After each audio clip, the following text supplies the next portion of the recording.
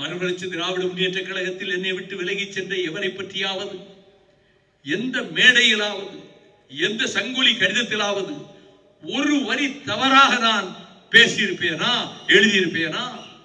என்னோடு பயணித்தவரை அவர்களுக்கு நன்றி. இப்பொழுது அவர்கள் சென்ற இடத்திலே நன்றாக இருக்கட்டும், எங்கிருந்தாலும் வாழ்க. இப்படித்தான் வைகோ மறுமலர்ச்சி திராவிட முன்னேற்ற கழகத்தை நடத்தி வருகிறார். நாளையும் என் மீது புழுதிவார தூற்ற சிலர் ஒரு நபர் தயாராகிவிட்டார். உண்மைகளை மறைத்து பொய்களை வெளியிடுவதென்று முடிவெடுத்துக் கொண்டு அவர் பேசுகிறார். நான் வாரிசு அரசியலை கொண்டு வந்து விட்டேன், என் மகனை கட்சியிலே கொண்டு வந்து திணித்து விட்டேன் என்று எல்லா இடங்களிலும் சொல்லிவிட்டு, நானா துரோகம் செய்கிறவன், என்னையா துரோகி என்கிறீர்கள் என்று கொதித்து போய் சொல்லுகிறார். உங்கள் நெஞ்சின் மனச்சாட்சி என்று ஒன்று இருக்குமானால் அதன் கதவுகளை கொஞ்சம் தட்டி பாருங்கள். உங்களை உடன்பிறவாத சகோதரனாகத்தானே நான் நடத்தி வந்தேன், உங்களை என் உடன்பிறவாத தம்பியாகத்தானே நான் நடத்தி வந்தேன். நீங்கள் கேட்டது எதுவாயினும் அதை செய்து கொடுப்பதுதான் என் கடமை என்று நான் வாழ்ந்து வந்தேன். ஆனால் 4 ஆண்டு காலமாக நீங்கள் ஏடுகளுக்கும் நம்மை தவறாக சொல்லுபவர்களுக்கும் செய்திகள் தருகிறீர்கள் என்று செய்திகள் வந்தபோது நான் முதலில் நம்பவில்லை. அதன் பிறகு நீங்களே சொல்லுகிறீர்கள், ஆமா, கட்சியை விட்டு வெளியேற்றப்பட்டவர்கள், விலகி போனவர்களை நான் சந்தித்தேன், தொடர்ந்து சந்தித்து வந்திருக்கிறேன், என்ன தவறு? அவரே கேட்கிறார். ஒரு இயக்கத்துக்கு கேடு செய்துவிட்டு வெளியே போனவர்கள், வெளியேற்றப்பட்டவர்கள், அவர்களோடு நான் நாள் தவறாமல் பேசிக்கொண்டுதான் இருக்கிறேன், பேசினேன், என்ன தவறு என்று கேட்கிறார். எந்த ஜனநாயக கட்சி இதை ஏற்றுக்கொள்ளும்? எந்த இயக்கம் இதை அங்கீகரிக்கும்? அவர்களோடு பேசிக் கொண்டிருப்பது மட்டுமல்ல, அவர் சொல்லுகிறார், நான் பல சிறைச்சாலைகளை கண்டவர், பட்டியல் தர வேண்டும் தேதி வாரியாக, எந்தெந்த சிறைச்சாலைகளில் எந்தெந்த தேதிகளில் நீங்கள் இருந்தீர்கள் என்று பட்டியல் தர வேண்டும். நான் பட்டியல் தருகிறேன். 28 முறை வைகோ சிறையில் இருந்திருக்கிறார். 24 முறை திராவிட முன்னேற்ற கழகத்தின் போர் வீரராக சிறையில் இருந்திருக்கிறார். அது மட்டுமல்ல, அவர் நான் திமுக கழகத்திலே இருந்து இங்கு வந்தேன் என்று கோயபல்ஸ் உங்கள் காலடியிலே விழ வேண்டும். திமுக கழகத்தில் இங்கே இருந்தீர்கள்.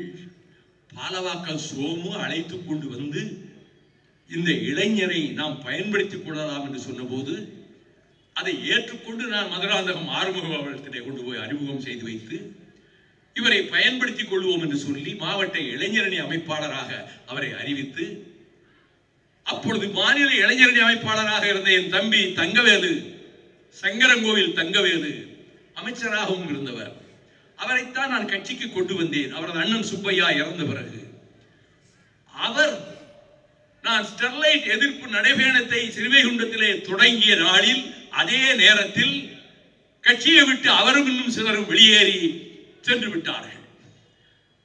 எனக்கு நடைபயணம் போய்கொண்டிருக்கிறேன், தகவல் வருகிறது தங்கவேலு கட்சியை விட்டு வெளியேறி விட்டார் என்று. 4 நாள் கழித்து அதே பதவிக்கு மாநில இளைஞரணி செயலாளராக நியமிக்கலாமா என்று பாலவாக்கம் சோமுவை கேட்டபோது, உங்கள் விருப்பப்படியே செய்யுங்கள் அண்ணா என்றார். நீங்கள் இளைஞரணிக்கு செயலாளரானீர்கள். பிறகு துணை பொதுச் செயலாளராக எப்பொழுது நான் பட்டியல் இனத்தவர் என்று யாரையும் கருதவில்லை. நான் சாதிகளுக்கு அப்பாற்பட்டவன், மதங்களுக்கு அப்பாற்பட்டவன். என் நாடி நரம்பிலே ஓடுகிற ரத்தம் தந்தை பெரியார் வழிவந்த ரத்தம். நான் ஒரு காலம் அப்படிப்பட்ட சிந்தனையை கொண்டவன் அல்ல. ஆனால் கட்சியின் சட்டத்திட்ட விதிகளை வகுக்கிற போது பட்டியலினத்தை சேர்ந்த ஒருவரும் தலைமை நிர்வாகியிலே ஒருவராக வர வேண்டும் என்று சட்டத்திட்டத்தை நான் வகுக்க செய்தேன். ஆகவே அண்ணன் தத்துவ கவிஞர் குடியரசு அவர்கள், உன்னதமான கவிஞர், ஓலை குடிசையிலே வாடி வதங்கியவர், அவர் துணை பொதுச் செயலாளராக ஆக்கப்பட்ட பிறகு ரயிலிலே பயணிக்கின்ற வேளையில் எனக்கு கொடுக்கப்பட்ட கீழ்த்தட்டு பெர்த்திலே அவரை படுக்க வைத்து விட்டு நான் மேலே ஏறி மேல் பெர்த்திலே படுத்துக் கொண்டதை சிலாகித்து ஒரு கவிதை எழுதினார். என் தம்பி என்னுடைய பிள்ளையை போல அல்லவா இருக்கிறான், தன் தந்தையை நடத்துவதை போல அல்லவா அவன் நடத்துகிறான் என்று. மழை வந்தது. அவர் தியாகராய நகர் பகுதியிலே ஒரு ஓலை குடிசையில் இருந்தார். மழை கொட்டி உள்ளே விழுந்து தரையெல்லாம் ஈரமாகி விட்டது. தரை மண் தரை. உடனே அவர் மகன், அப்பா வைகோட்ட போய் நான் ஏதாவது உதவி வாங்கிட்டு வரட்டுமா? ஏடே, அவர்கிட்ட காசு கிடையாதுடா, நீ ஏன்டா போய் அவர்கிட்ட போய் பணம் கேட்க போற? நீ ஏதாவது பிளாஸ்டிக்ல ஏதாவது கிடைச்சா வாங்கிட்டு வா, அந்த ஓட்டையை அடைக்கிறதுக்கு மேலே போட்டுக்கொள்வோம் என்று சொன்னார். 12ஆம் தேதி பிப்ரவரி மாதம் அண்ணன் குடியரசு மறைந்தார் என்ற செய்தி கேள்விப்பட்டு கடலூரிலிருந்து ஓடோடி வந்தேன். அந்த வீட்டை உள்ளமும் பார்த்தேன். இந்த குடிசையிலா கடைசி காலத்திலே வாழ்ந்தார் என்று அவரை அடக்கம் செய்து விட்டு அந்த ஒலிபெருக்கியில் அறிவித்தேன். அண்ணன் தத்துவ கவிஞர் குடியரசனுடைய 7 பிள்ளைகளுக்கும் அவருக்கும் அவர் மனைவிக்கும் சேர்த்து 8 வீடுகள் மறுமலர்ச்சி திமுக கட்டி கொடுக்கும். அதே போல 8 வீடுகள் அவருக்கு கட்டி கொடுத்ததை குமுதம் பத்திரிகை, ஒரு அரசியல் கட்சி தன் இயக்கத்திலே இருந்த பட்டியலினத்தை சேர்ந்த ஒருவருக்கு 8 வீடுகள் கட்டி கொடுக்கிற அளவுக்கு அந்த இயக்கத்திலே சமரசம் உலவுகிறது என்று எழுதினார்கள். அப்படி அந்த சகோதரர் அவர் மறைந்த பிறகு துணை பொதுச் செயலாளராக தங்களையே அறிவிக்கலாம் என்று எல்லோரிடமும் சொன்னபோது, உங்கள் விருப்பப்படி செய்யுங்கள் என்று சொல்லிவிட்டார்கள். நீங்கள் துணை பொதுச் செயலாளர் ஆனீர்கள். என்னோடு நடைபயணங்களிலே எல்லாம் கலந்து கொண்டீர்கள். நான் அதையெல்லாம் ஒன்றும் குற்றமாக சொல்லவில்லை, மறைக்கவும் விரும்பவில்லை. ஆனால் 4 ஆண்டு காலமாக உங்கள் நடவடிக்கையும் போக்கும் எனக்கு தகவல் வந்த போது நான் நம்பவில்லை. துரை வைகோ அரசியலுக்கு வர வேண்டும் என்று நான் கனவிலும் எண்ணியதில்லை. எனக்கு உடல் நலமில்லாமல் போனது 3 ஆண்டுகளுக்கு முன்பு. எனக்கு பேஸ் மேக்கர் வைத்திருக்கிறது. இப்பொழுது என் தோள்பட்டை எலும்பு 4 துண்டாக உடைந்து விட்டது. 1.5 வருஷத்துக்கு முன்பு போல 2 கைகளையும் தூக்கி என்னால் பேச முடியாது. இந்த கையை இதற்கு மேல் என்னால் தூக்க முடியாது. ஆகவே இப்படி உடல் நலம் குறைந்து நான் வீட்டிலேயே இருந்த அந்த காலகட்டத்தில் எனக்கு தெரியாமல் கட்சியினுடைய மாவட்ட செயலாளர்கள், ஏன் அன்பு சகோதரர் DRR செங்குட்டுவர் உட்பட எனக்கு தெரியாமல் அழைத்து கொண்டு போய் குடியேற்ற வைத்து, துக்க வீடுகளுக்கு அழைத்து சென்று, திருமண வீடுகளுக்கு அழைத்து சென்று, ஊர் ஊராக அவன் போவது எதுவுமே எனக்கு தெரியாது. இதெல்லாம் எனக்கு திரைமறைவில் எனக்கு தெரியாமலே நடந்த காரியங்கள். 3.5 ஆண்டு காலம் இப்படித்தான் ஊர் ஊராக அவனை கட்சியின் மாவட்ட செயலாளர்கள் அழைத்துக் கொண்டு போனார்கள். கடைசியில் இந்த உண்மைகள் தெரிய வர ஆரம்பித்த நேரத்தில் நான் கழகத்துக்குள்ளே அவன் காலெடுத்து வைப்பதை துளியும் விரும்பவில்லை என்று நான் சொன்னேன். நிர்வாக குழு கூட்டத்திலேயே சொன்னேன். அப்படி சொன்ன மாத்திரத்தில் ஆடுதுறை முருகன் துணை பொதுச் செயலாளர் சிங்கமன கர்ஜித்துக் கொண்டு, நீங்கள் என்ன சர்வாதிகாரியா? உங்கள் மகன் கட்சிக்குள் வரக்கூடாது என்று சொல்ல உங்களுக்கு என்ன அதிகாரம், உங்களுக்கு என்ன உரிமை? நாங்கள் விரும்புகிறோம் என்று அவர் பேச, வரிசையாக மாவட்ட செயலாளர்கள் எல்லோரும் நாங்கள் அதைத்தான் விரும்புகிறோம் என்று சொல்ல, நான் சொன்னேன், நான் எதேச்சாதிகாரமாக செயல்பட விரும்பவில்லை. நீங்கள் இவ்வளவு பிடிவாதம் காட்டுவதால் கருத்து கணிப்பு நடத்துவோம், வாக்கெடுப்பு நடத்துவோம் என்று சொல்லி ஒரு வாக்குச்சாவடியை அமைத்து 106 நிர்வாக குழு உறுப்பினர்களும் ஒருவர் பின் ஒருவராக சென்று அவர்களிடம் கொடுக்கப்பட்ட வாக்குச்சீட்டில் துரை கழகத்துக்கு வர வேண்டுமா கூடாதா 2 கேள்விகள் தான். வர வேண்டும் என்றால் அதை டிக் செய்து விட வேண்டும், கூடாது என்றால் அதை டிக் செய்து விட வேண்டும்.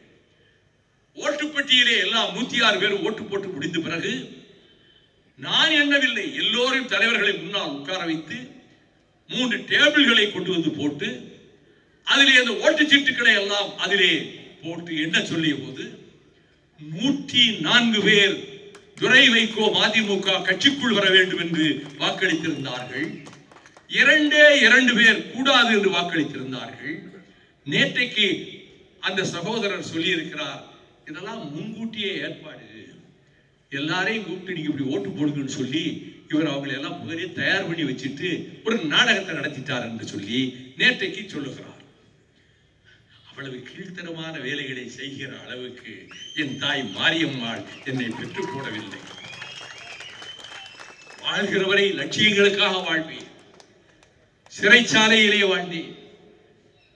சிறை கைதிகளுக்குரிய அந்த அலுமினிய தட்டைத்தான் நான் வாங்கி சாப்பிட்டேனே தவிர அந்த கைதிகளில் பலர் தங்கள் வீடுகளில் இருந்து கொண்டு வந்திருந்த எவர் சில்வர் பாத்திரத்திலே வாங்கி சாப்பிடலாம், அதுக்கு அனுமதி உண்டு.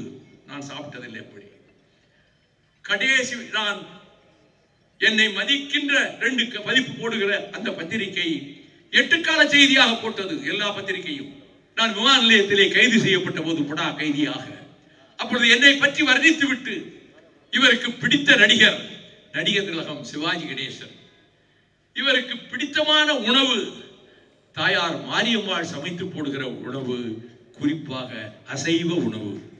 இதை நான் படித்துக் கொண்டே போகிறேன். அடைக்கலம் திருச்சியிலே வந்து என்னை சந்திக்கிறார். வேலூரை நோக்கி போய் கொண்டிருக்கிற போது பத்திரிகைகளிலே படித்து விட்டு நான் ஒரு புலால் பிரியன் என்றல்லவா எழுதியிருக்கிறது.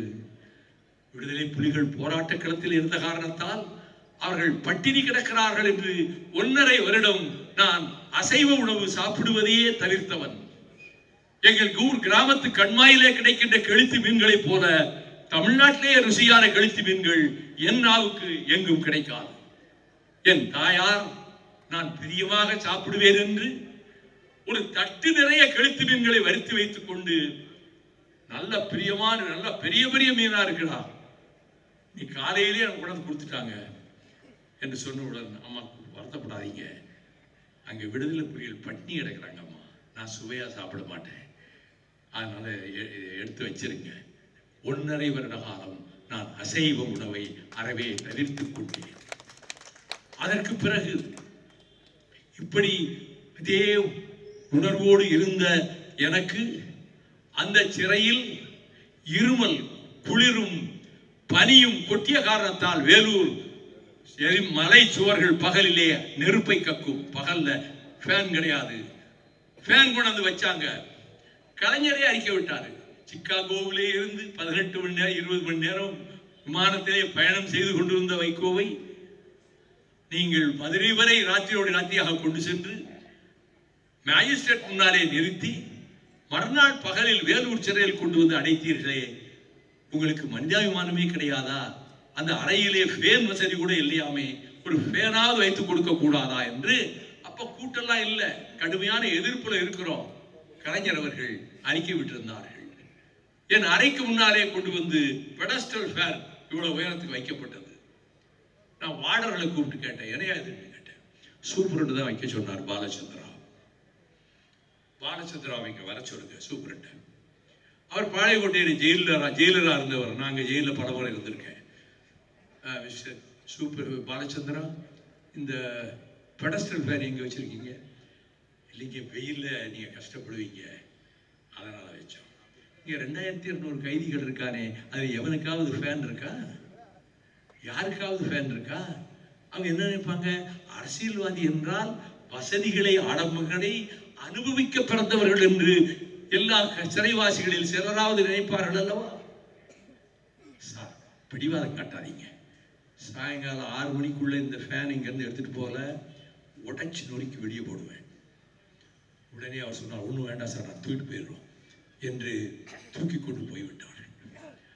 அப்படி இருந்த நான் இந்த பத்திரிகையிலே அசைவ பிரியன் என்று போட்டிருந்த காரணத்தால் அந்த 1.25 வருடமும் ஒரு முட்டை கூட நான் சாப்பிட்டதில்லை என்பது அந்த சிறையில் இருக்கிற 2200 கைதிகளுக்கும் தெரியும். காவிரி பிரச்சனைக்காக நான் உண்ணாவிரதம் இருக்கிறேன் என்று சொன்ன போது 2200 கைதிகளும் உண்ணாவிரதம் இருந்தார்கள் காவிரி பிரச்சனைக்காக. அப்படி உணவை தவிர்த்தவன் நான்.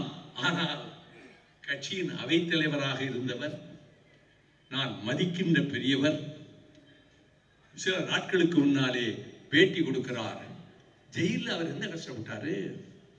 நல்ல ஆடம்பரமான வசதிகளை அனுபவித்துக் கொண்டு அறுசுவை உணவு வகைகளை வரவழைத்து சாப்பிட்டு ரொம்ப சௌரியமாக இருந்தாரு.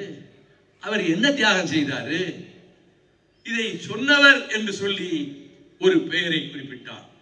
அந்த சகோதரன் பெயரை நான் சொல்ல விரும்பவில்லை. காரணம், 19 மாதமும் காலையில் எனக்கு பத்திரிகைகள் வாங்கி அனுப்புவதிலே இருந்து சாயங்காலம் வரை இன்டர்வியூக்கு வருகிறவர்களை எல்லாம் ஒழுங்குபடுத்தி அனுப்பிய அந்த சகோதரன் ஏதோ காரணத்தால் என்னை விட்டு விலகி போய்விட்டார். அவர் பெயரை நான் சொல்ல விரும்பவில்லை. ஆனால் அவைத்தலைவராக இருந்தவர். அவர் பெயரை சொல்லி இப்படியெல்லாம் வசதிகளை அனுபவித்தவர். இந்த கட்சியில என்ன தியாகம் செய்து விட்டார் அவர், இந்த கட்சிக்காக என்ன செய்து விட்டார் என்று சொல்லிவிட்டு இதையும் கூட கொச்சைப்படுத்தி சொல்லிவிட்டார். நான் அப்படி அல்ல. புகை மண்டி வந்த அந்த வத்தி புகை நெஞ்சில் நுழைந்து நுழைந்து நுரையீரல் பாதிக்கப்பட்டு தாங்க முடியாத இருமலால் 2 மாத காலம் நான் கஷ்டப்பட்ட போது எந்த மருந்துக்கும் அது கட்டுப்படவில்லை. டாக்டர் கலாநிதி அவர்களை வரவழைத்தேன். அவர் முந்தி திமுக எம்பியாக இருந்தவர். அவர் என்னை வந்து பார்த்து சோதித்து விட்டு, ஒருவேளை டிபி அட்டாக் ஆயிருக்கலாமோன்னு நான் டவுட் பண்றேன். இங்கே எக்ஸ்ரே கிடையாது, general hospital government hospital X ray இருக்கு, நான் சூப்பர்கிட்ட சொல்லிட்டு போறேன், நாளைக்கே நீங்க அங்கே போய் ஒரு எக்ஸ்ரே எடுத்து பாருங்க, அந்த எக்ஸ்ரே ரிப்போர்ட் வந்த உடனே எனக்கு அவர்கள் தகவல் கொடுக்கட்டும் என்று சொன்னார். நான் டாக்டர் கலாநிதி கிட்ட சொன்னேன், ஒரு கால் நான் ஜெயிலை விட்டு ஜெனரல் ஹாஸ்பிட்டலுக்கு வரமாட்டேன், ஜெயில் வாசலுக்கு வெளியே வரமாட்டேன், என்னை மாயவரம் கோர்ட்டுக்கும் நாகப்பட்டினம் கோர்ட்டுக்கும் கொண்டு போகிற மட்டும்தான் நான் சிறைக்கு வெளியே வருவேன், போலீஸ் வேனில் என்னை அழைத்து கொண்டு போவார்கள், ஆஸ்பத்திரிக்கு நான் செல்ல மாட்டேன் என்றேன்.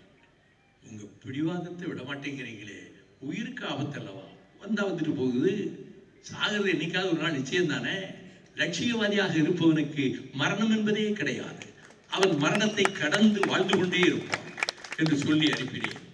1 வார காலம் கழித்து டாக்டர் மாசிலாமணி எங்கள் கட்சியின் பொருளாளராக இருந்தவர் ஒரு 12 மாத்திரைகள் அடங்கிய ஒரு ஸ்ட்ரிப்பை எனக்கு அனுப்பி, இந்த மருந்துக்கு ஒரு வேளை உங்களுடைய இருமல் கட்டுப்படலாம் என்று அனுப்பியிருந்தார்.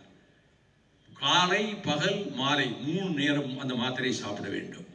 5ஆம் நாள் என்னுடைய 4ஆம் நாள் என்னுடைய இருமல் அடியோடு நின்றது. நான் ஏன் இதை சொல்றேன் தெரியுமா? நான் போய் வெளியில் போய் எக்ஸ்ரே எடுத்து அந்த ஆஸ்பத்திரியில் ஒருவேளை எனக்கு டிபியின் அறிகுறி தெரிகிறது என்று ஒருவேளை சொல்லிவிட்டால் நம்முடைய தோழர்கள் ஹைகோர்ட்லையும் சுப்ரீம் கோர்ட்லையும் எனக்கு ஜாமீன் மனு போட்டு என்னை வெளியே எடுப்பார்கள். அப்பொழுது என்னை கேலி பேசுகிற சிலர் சொல்வார்கள், இவனுக்கு ஜெயில் தாக்கு பிடிக்க முடியல, அதுக்காக ஒரு நாடகம் போட்டு ஆஸ்பத்திரியில் போய் ஒரு எக்ஸ்ரே எடுக்க சொல்லி அந்த டாக்டரை சரி கட்டி டிபியின் அறிகுறி தெரிகிறது என்று அதில் ரெக்கார்ட் பண்ண செய்து அதுக்கு பிறகு ஜாமீன் கேட்டு ஜாமீன் போட்டு வெளியே ஓடி போயிட்டான் என்று சொன்னால், என்னுடைய தியாகத்தையும் என்னுடைய உழைப்பையும் நினைத்து பெருமைப்படுகிற உங்களை போன்ற கழக கண்மணிகள் நாடெங்கும் வெட்கத்தால் தலை குனிவார்கள் அல்லவா? அதை மற்ற பேர் பேசும்போது வைகோ இப்படித்தானா, கொள்கையாவது லட்சியமாவது என்று பேசுவார்களே, அதற்காக நான் மருத்துவமனைக்கு செல்ல மறுத்தவன். அப்படித்தான் நான் வாழ்ந்திருக்கிறேன். என் மறைவுக்கு பின்னரும் என்னுடைய வாழ்க்கையை யாராவது எழுத துணிவார்களானால், செந்தில் போன்றவர்கள் எழுத துணிவார்களானால், வரலாற்றின் பக்கங்களை நிரப்புகிற அளவுக்கு நான் சாதித்து விடவில்லை. ஆனால் 1-2 எழுத்தாவது என்னை பற்றி அந்த வரலாற்று புத்தகத்திலே, தமிழ்நாட்டின் வரலாற்றிலே நான் இடம்பெறுவேன் என்கின்ற நம்பிக்கை எனக்கு இருக்கிறது.